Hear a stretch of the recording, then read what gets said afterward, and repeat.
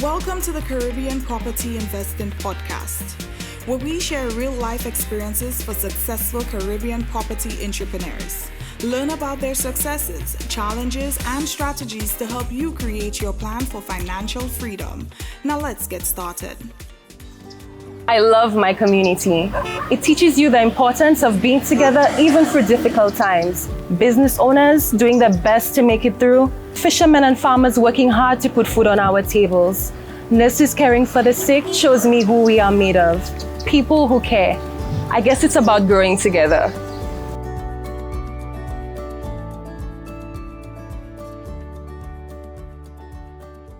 To ruminate, to create your ultimate living space. And at Courts, you'll find what you need. Choose from our wide range of furniture, electronics, and accessories to complete your space. We're here and ready to assist. Give us a call to place your order. Shop online at shopcourts.com or visit us in store. So ruminate at Courts, bringing value home. Welcome to another episode of the Caribbean Property Investing Podcast, episode 26. And we always say that we have special guests. Today, we're so honored to have our special guest. Today we have Sir Paul Altman from Barbados. One may regard him as an icon in the regional property development and real estate landscape. He's also a well-known philanthropist in Barbados.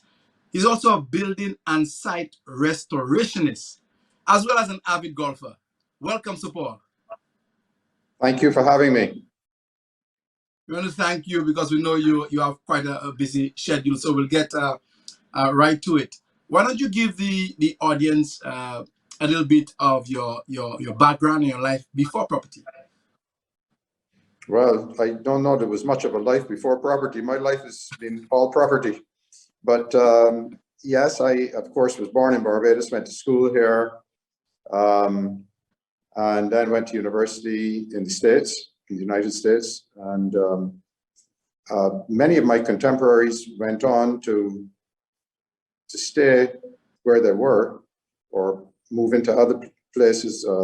But Barbados, that was around 1970, and I decided that I wanted to come back home. Barbados was 6 years into independence and things were changing. Barbados was taking on a new image in terms of how it saw itself as a country. It wanted to get involved in business other than sugar.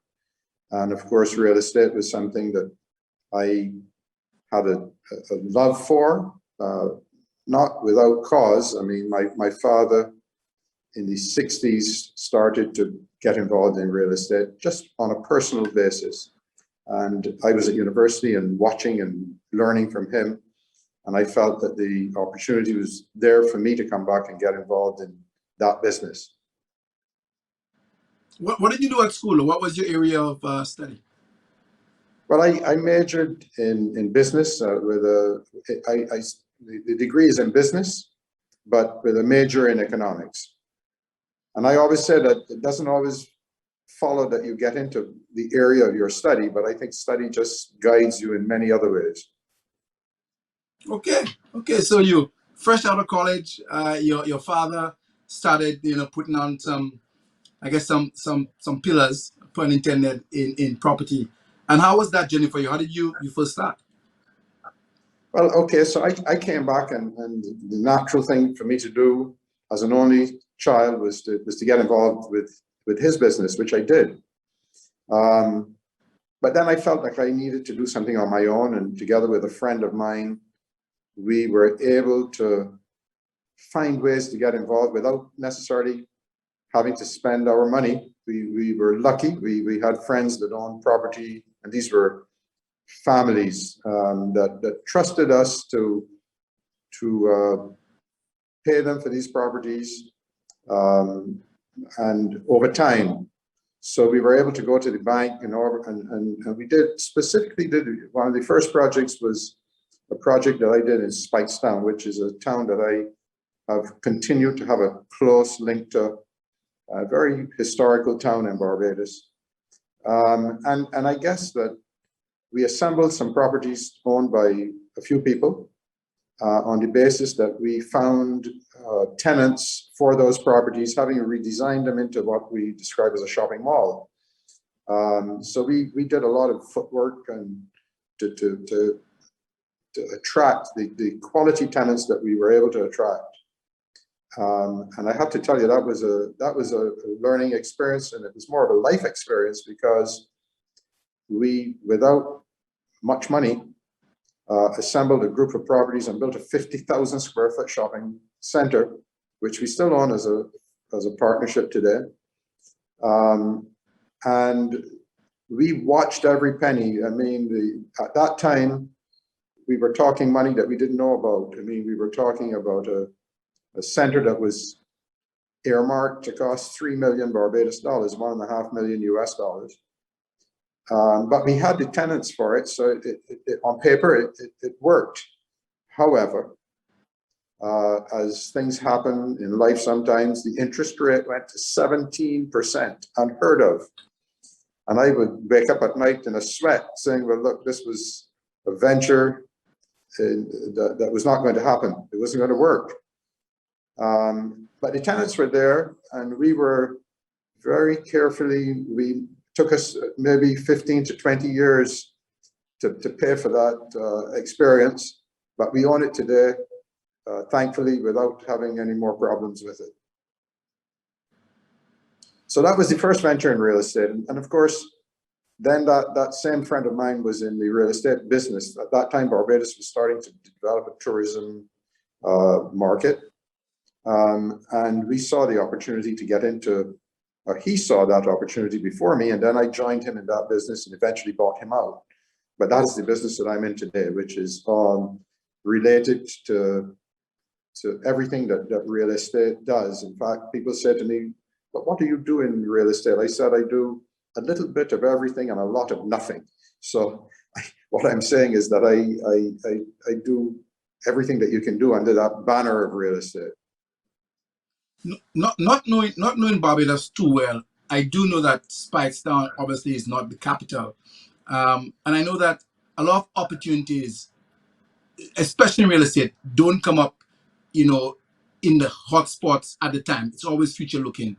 So it was bold, just listening that your first project would be trying to tie up, close proximity properties to do a mall. But what was it because the opportunity that presented itself in Spikestown, or it was the next big thing? And I'm asking that, or making that statement, comparing to Bridgetown. Why wouldn't you want to do that business in Bridgetown, where there's maybe a bigger population and the center of the hustle and bustle in Barbados? Yeah, but that's a good question. And the answer there is that I grew up around Spikestown, so I knew the town very well. I also was involved in the National Trust of Barbados. I was president of the National Trust, having served there for many years. But those were the young years when I was just getting involved in the National Trust. And I understood what the heritage meant to that town. And I felt it was an opportunity to get involved in a place where I knew the surroundings. Secondly, there were not other places in Bridgetown. I didn't have connections where people would actually hand over properties on the basis that we had tenants and that we had put together a scheme. So it was a full opportunity. And we all make mistakes. And sometimes the mistake that I made there was that I assumed back in 1980 that things would change faster in Spikestown. In fact, what is most interesting is that it is right now in 2021 that there is a sudden growth in the excitement and development in Spikestown. So that we, after waiting for over 40 years, we are now seeing what I was hoping to see happen in 5 or 10 years. One of those things. Of course, one of the things that happened in Spikestown was that the main road that was leading from the Bridgetown through to the north of the island was always through Spikestown. But government then went and built a bypass road, which took all the traffic out of the town. And in many ways, whereas it provided easy access to the north, it killed business in the town. So those were parts of you couldn't anticipate all of those things. The Americans have an expression, so Paul, go big or go home. Your first project was certainly a big one, especially for a novice. And then you formed what we know today as Altman Real Estate. What were some of your projects right after the mall, the first one? Well, the first thing that I was focusing on was the main business that I'm still in today, which is the Altman Real Estate business. And that business, we were very much pioneering at the time. The type of business we were doing was really looking after properties that were purchased by wealthy people from overseas, where we looked after and managed the properties. We did everything. We had someone in our business that was doing decorating and landscaping. We were employing the staff, paying wages, and renting these properties when the owners weren't using them. And of course, then there was the follow-on sale and purchase by more of these people coming into Barbados to use it as a vacation, winter resort vacations spot. So that business grew nicely. We didn't have much competition. And then we got affiliated with international companies. We were affiliated at that time with Sotheby's. So it gave another dimension so that we could talk about us being with an international affiliate. We had many affiliates.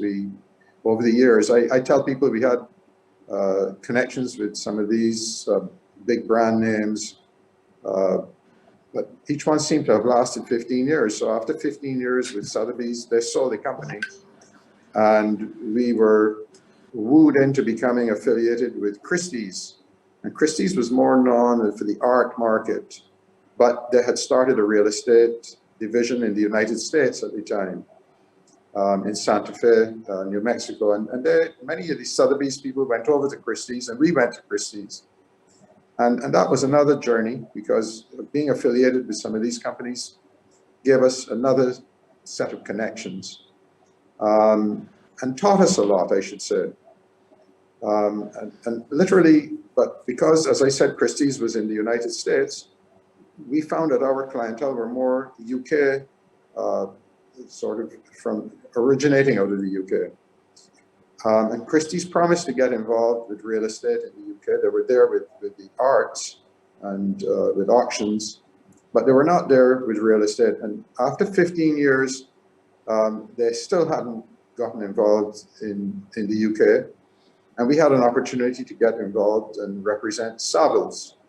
And Savills is the largest real estate company based in the UK, but they're also global. They're in Russia, they're in, in every part of the world. They're, of course, in the United States, and wherever we could do business, they were well represented. But their center was the UK, where we were doing most of our business. And we still today are the exclusive affiliate for Savills in Barbados, linking us also through many of the other Caribbean islands, including St. Lucia.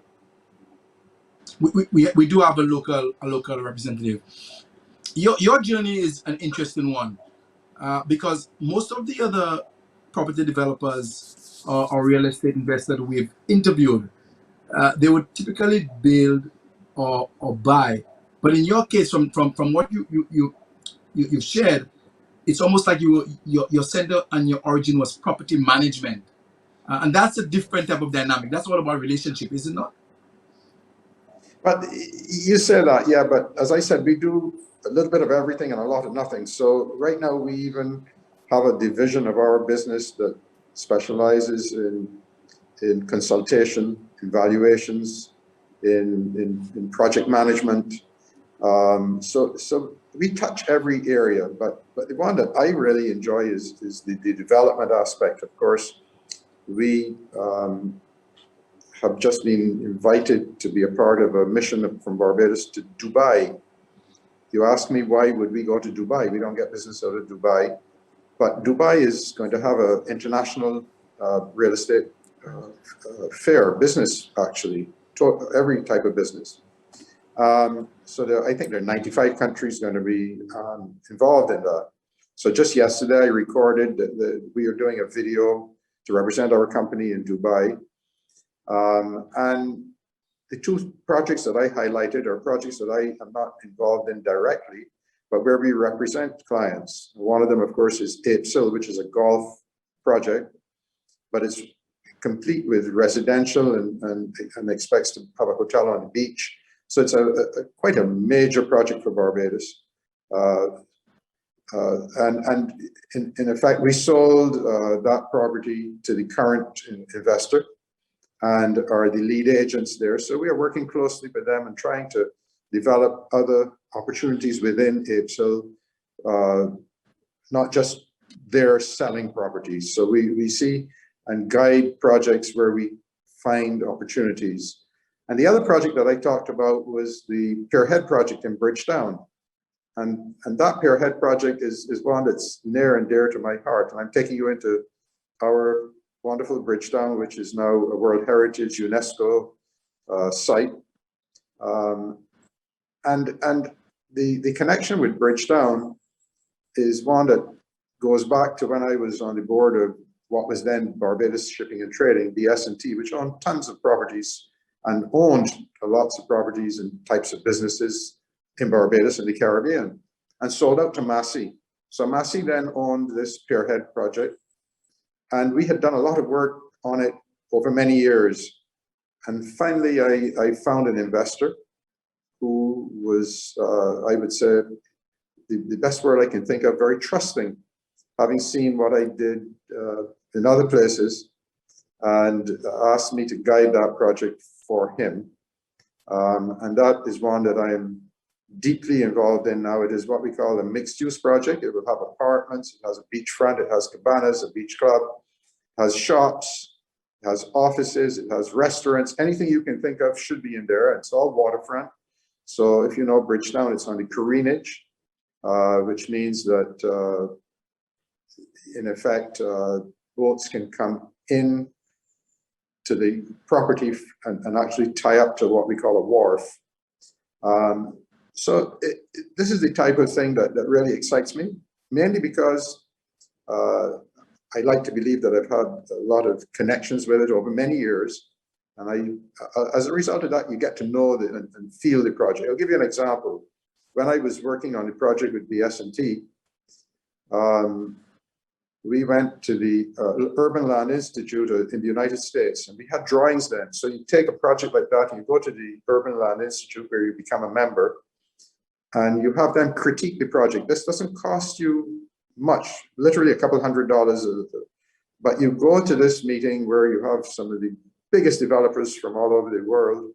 Well, it's the United States mainly, but such as Simon Corporation, or the Rouse Corporation, who have done most of the waterfront developments in the United States. So these are the people with the experience. You meet the real people, they look at what you're doing and they say, well, you need to change this or change that. And as much of an expert as we think we are, it's always important that you get people that have done it in a much bigger way to take a look. So these are the types of things that I enjoy, get involved in, and of course the heritage side of it. As I said, it's a UNESCO area, and one of the instructions we have given to our architects, who we work closely with, is that we want to retain as much of the old character of what is there as possible. One of the benefits of having development or developing around the Careenage in the Caribbean is that it gives great access to shipping vessels, but also recreational leisure vessels like tours. And in Grenada in particular, you know, the Careenage is beautiful and well developed, and you actually have cafes and restaurants on there. I actually took a cruise boat from there. It's like a big banana boat, but it's a little more serious. You strap on and you go to do the underwater museum. But I was saying to Paul, I sense a strong preservationist quality in what you're doing. And for me, whenever I spend too much time outside the Caribbean, you always have this longing that when you go back, you want to fix things or you want to see things. Tell us about that part of your business and how that gets you into certain projects, especially the most popular one, maybe most famous one that we know of, where you're involved in, and that's the synagogue in Bridgetown. I tell people is a project that really is something that I feel very lucky to have been involved in. It is a project that I got involved in just by chance, again, wearing my National Trust Heritage hat, and government at the time wanting to build a new Supreme Court building, decided that that was their location. And it was not a synagogue that was used at the time. It was a building that had been sold in 1925 and converted into many other uses at that time. That was around 1983, 84. Government was simply wanting to acquire properties to build a new Supreme Court. And this was a derelict building. But what really caused us to get involved, and I said us because my father was really the lead person that wanted and said that this thing had to happen. And the reason was that they wanted to acquire some of the graveyard and move graves. And he said, absolutely no way. And I say that because we come from a Jewish background. My grandfather came to Barbados over 90 years ago. So we're looking for the 100 now. And literally, he ran away from oppression in Poland. So I'm born here, as I said, but when they were going to start to remove graves, my father said, absolutely, I don't want that to happen. So my wife and I went and did some research and found photographs of what that building, the synagogue, looked like when it was sold just at that time in 1925. And I ran to the Prime Minister and said, look, Prime Minister, this is the type of building you're knocking down. I can get it restored. And it was a marvelous old building, very historical, built in 1654. So one of the earliest structures on this island. And these were the people that came to the island, and there's a long story attached to it. One of the first settlers, the what they call the Spanish Portuguese Jews, and a lot of history attached to them being here. Anyway, this long story short is that Prime Minister said, if you can, and this was Tom Adams at the time, he said, if you can find the resources to get this building restored, I guess he said, you know, we will move the Supreme Court. And they so said, so done. He moved the Supreme Court. I worked for you know, since 1983. So it's, you know, we're talking getting on to the 40 year again. And the building, we did not only the building, we built a museum, we restored a graveyard, we built a social hall, we repaired a building that was there for artisans, we built a monument for Emancipation, because the Emancipation Bill was signed in a building that was a part of that site in the first Parliament that Barbados had. So this monument is a fabulous monument. We did what we call a park for cars rather than a car park. And we restored the original Bridgetown Fire Station. And created an area in there for an art gallery and a cafe. So, and we created a fire museum as well. So the story of fires in Barbados, and there were many in the days gone by. So that project has to be the one that I would be proudest of. But you know, but the one that you talked about, you said carénage, I said carénage, but that other project is the one that brings me back into Bridgetown, wearing my heritage hat. One of the things about that project is that it encompasses an area which includes what is known as an old screw dock. It's an area where the old sailing vessels that sailed around the Caribbean would go in, and they would sail into underground or underwater cradle, and by turning some large sort of screw-like items that were surrounding this area where they sailed in, that cradle was lifted out of the water, and the boat literally came out with it. So we're going to restore that screw dock. It's one of the, I believe, 2 like it in the world. It has a lot of history, and we're going to hopefully put back a schooner in there and create a museum to tell that story about the inter-island trading.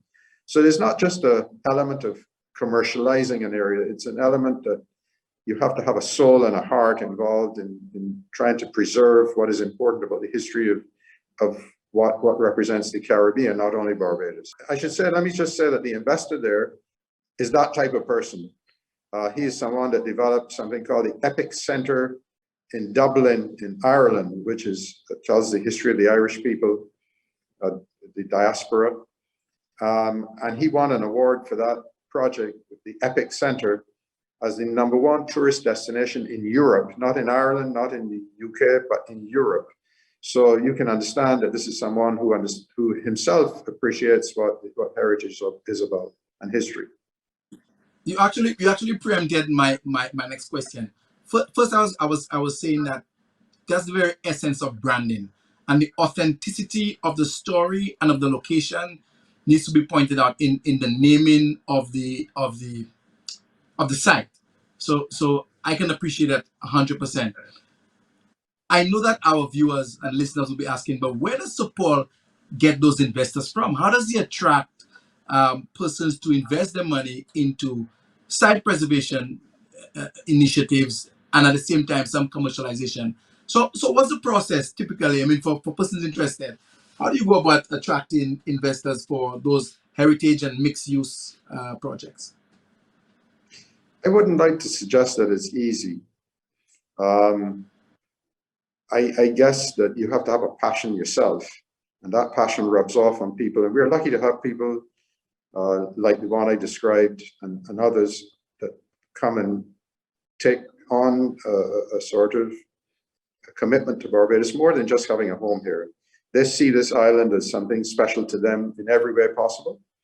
And with me taking my passion and my experience, if you want to call it that, to them and having these discussions, these are people that see these opportunities as something that they want to be a part of.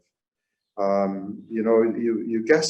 guess that they're not necessarily young people, although the profile is changing, but there are people who, we don't have, as we go through life, if we share passions and we have some experience, we hope that out of that will come something that we use the word legacy. So it's not necessarily all about making money. Money has to be a priority, but nobody wants to lose money. I don't care how much money they have.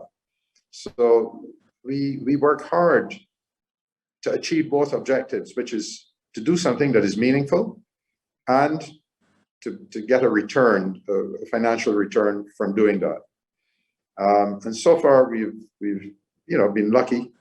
The project that I talked about, Lime Grove, is a similar one where I led that project, found a number of investors with me. And I guess I tell people that my dedication to any project I get involved in is one that is best described by saying it will never fail as a result of me not giving it my best effort. If having given it my best effort and the assistance of so many qualified and competent people around me, if all of us put everything into it and it fails, well then that is something that I would have tremendous regrets. But the objective is to do it right and to give it everything that you have. And you can't control everything. We couldn't control COVID. We can't control volcanoes. We can't control hurricanes. But what you can control, we control. And that is what makes it real in my eyes. On the business side of property, when doing a mall, and I agree, I would never call You mean a lifestyle center, or you mean a lifestyle center or a mall? Yeah, a lifestyle center. I would never call it a mall. Okay. And for me, let me tell you why.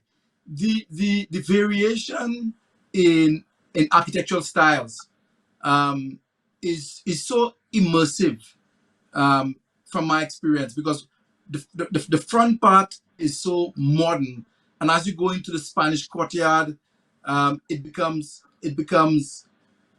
I guess more Victorian, and then I see some Tuscany, I see some old England. It is unique in my opinion in terms of being a shopping center in the Caribbean. So I want to ask a question. What kind of KPIs, what kind of returns, what kind of thinking should an investor listening now, what kind of thinking should I have if I invest in a lifestyle center? Do I know for the first 4 years, forget about returns? And it's not about returns. I know I must be covering my costs, my financing costs. But what is it? It really is the long game, is it not? We're looking at 10, 15-year timeline horizon for payback. Yeah, no, you're getting into an area that may be the most important area, because people are, as I said, these are people that want, and myself included, want to do something and do it right. We recognize that there is a sort of, in real estate, that the payback is not something that is immediate, that you have to have what we call staying power. We were involved with starting a property fund, which we sold, well, I think 5 years ago, and it was the Fortress Caribbean Property Fund, and that's the one that did the project in St. Lucia, Villas on the Green. So we, in a property fund where it is purely trying to get that return, because you're now dealing with 2,000 or more investors or shareholders. You literally are setting a target of saying 10% return. You're putting that into your numbers. If you have someone that has a longer sort of, how to put it, outlook for returns, anywhere between 5 and 10% becomes more of a realistic number. And of course, we, as I said, we don't build in the sort of problems that can occur. So when we have a hurricane and a volcano and COVID, those affect shopping centers in a major way. We were literally shut for nearly a year with only a skeleton number of operators. So you work closely with the banks, and you take a deep breath, and you realize that you have to redevelop and recreate. Now, at Lime Grove, as an example, the full signature of what we started with in terms of retail has changed. The world has changed. So the retail now is more e-commerce. So the necessity of having large brand name stores for fashion type items is not what it was. But they still need some of them, and they need showrooms. And now we're seeing food and creative new project businesses that are coming in. We are just about to sign with a gourmet supermarket of 10,000 square feet. So that is going to replace some of the other weaknesses. We're going to build a 2 or 3 level car park, and start to look at getting photovoltaic generation of power from the rooftop of these buildings. So, the full, and I can go on and on, the full realization that business is not what it was. We see new opportunities. The people that we see coming into the center now are a complete new wave of people. The old Bajan saying when we started that center was that we saw a lot of Barbadians that came there and said, "This ain't for we," which means this is not for us. This ain't for we. But all of a sudden, it has become very much for we, because the former prime minister that I had a lot of connections with, Owen Arthur, who died recently, he always spoke to me. He said, "Look, we are all aspirational. Don't ever doubt that by raising the bar that you are stepping away from what people want. Everyone wants to be at that level." So the aspirational side of it is something that I kind of think about a lot. And I have that other saying that I use, which is nothing is too good for Barbados, and that would apply to other islands. We have to see ourselves as world-class in every way and not be shy about it. It doesn't mean that you have to not cater to the lower end of the market. We have to have room for everything. Just so happens that this project is catering to that higher, middle to higher end, and that Barbadians are becoming a lot more accustomed to want to be a part of that type of signature. And we're winding down now. What do you attribute the longevity of Altman Real Estate to? What do you attribute that to? Well, I guess that there are several ways to answer that. One, of course, is that I get excited by everything that I'm involved in, and I can't see myself necessarily going and playing golf every day. I find as much time as I can for golf and for other things. Last night I went to Lime Grove and I played chess. I played chess on a Wednesday night with a friend, and we had some other friends there that would join us. So I get excited by not only helping to create some of these projects, but by being a part of them in every way. I tell people that my late father went to the office until he was 93, he died at 95. So I wouldn't want to let him down by running home and leaving my work to others at this time as yet. And of course, the fact that I see Barbados constantly changing for the better.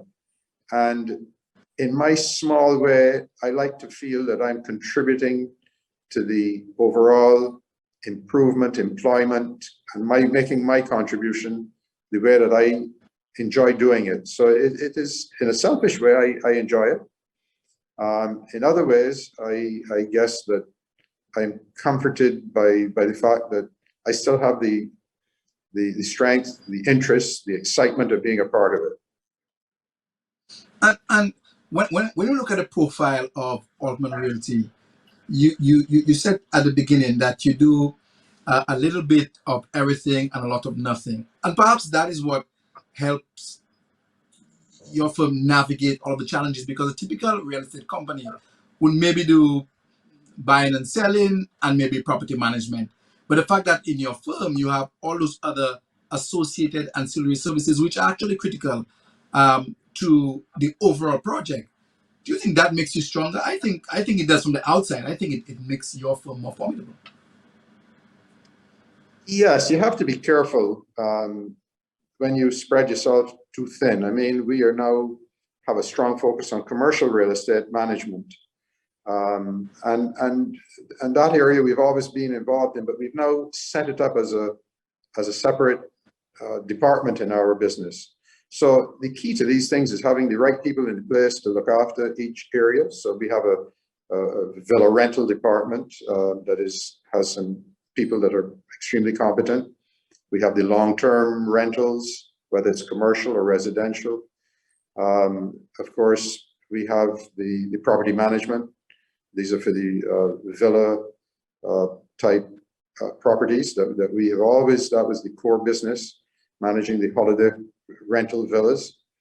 And getting key people in charge. And basically what I am doing is I am checking with each of these managers in these areas. And I enjoy interacting with the clients that we serve.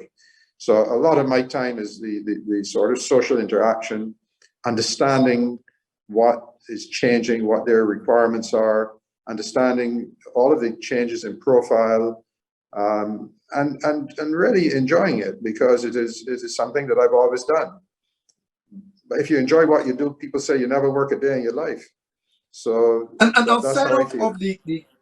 outside of the key natural disasters, and we have to put COVID right in there, hurricanes. What are some of your major challenges in running this type of business? I would think the major challenge is really what we're facing now, which is the COVID. I don't see the other areas as challenges in the same sense. I have a view on business where I have two things that I tell people in my business. One, if you don't wake up on a morning and look forward to coming into work, well, then you're in the wrong place. So I want you to feel like I do, which is when you wake up, you're looking forward because you believe that there's an opportunity here for you and that you're doing something that's meaningful for Barbados. And the second thing that I tell people is that it's important to know what is happening with your competition and what's happening around you. But I want you to all adopt what I call a blinkered approach to what you're doing. In other words, as a horse would put blinkers on to see where it's going straight in front of it. That's what I think we need to focus on. Let's focus on where we are going, what we need to do, and how we are going to make it happen. And nothing wrong with knowing sort of taking a look left and right at the same time, but focus on what you are all about. And those are maybe the two major tenets in how we approach business. While respecting the fact that we have to provide excellence of service. And finally, what advice you have for, our audience, people listening right now, hearing your story, development with a very, very strong conservationist slant, in addition to covering the full gamut of real estate. What advice you have for anybody listening who might be interested in that area? I think the best advice I have is that to focus entirely on business is not approaching it the correct way. Business and the approach to focusing on business has to be your main focus, but you must get involved in areas that surround what is important in your place of business, whether it's in St. Lucia, Barbados, Grenada, or wherever you are. You have to understand what's happening around you. Get involved in doing charity, doing work in other areas. My involvements, of course, I'm involved with the university, with charities, with the National Trust, with different areas that support people, because we're living in small countries. These islands are tiny when you look at them from above. And I think it's our duty as individuals who are looking to get into business to give back, to feel that you're making a contribution other than your business. Business will happen naturally if you get the right advice, and if you dedicate yourself to it in the proper way. Let me leave it there. So my advice is just to approach business and recognize that it takes time, that nothing happens overnight. If you want to get rich quickly, I think you should rob a bank. But you don't get rich quickly by robbing a bank. You need to be dedicated and recognize that making something work takes a lot of effort and time. Be patient. That's it. And even if you rob a bank, you'll be looking over your shoulder for the rest of your life. See, they're going to come to Of course. No. They will get you. They will get you. Don't worry about that. If you rob a bank, they will get you. A bonus question. Being involved in real estate for so long, what's your outlook for Barbados and the Caribbean in a post-COVID time, if there is such a thing as a post-COVID time? Okay, that's a great question. I'm the eternal optimist. I recognize that in any forward development, gain, or success that you're going to get your setbacks. So recognizing that, I'm always seeing things that are taking me to something better. One of those things that I always say is that education has to be one of the number one priorities. And I'm so proud of my involvement with UE, with the University of West Indies. I chair the campus here in Barbados, and my sense of what UE does as a contribution by educating people. Our Vice Chancellor always made the statement that they wanted one graduate in every household in Barbados, and we are certainly well on our way to that, and more than one. The fact that people become more educated, they become self-confident. So the outlook has to be positive, because we are building, we are building on people, and we're building and trying to do the right things. So the optimism is there, and I use that as my best example of how I see the future for Barbados and for the Caribbean.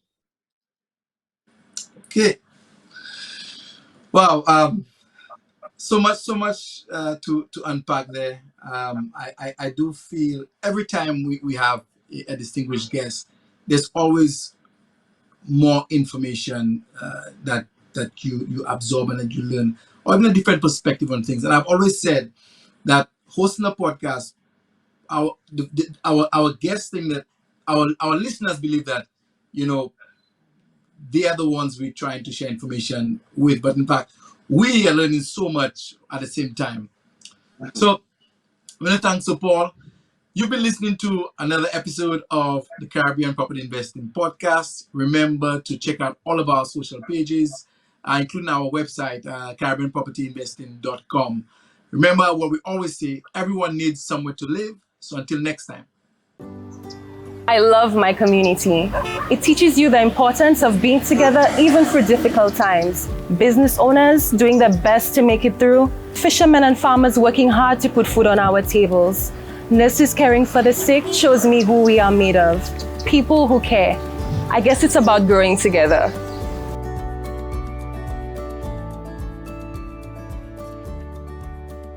To ruminate, to create your ultimate living space.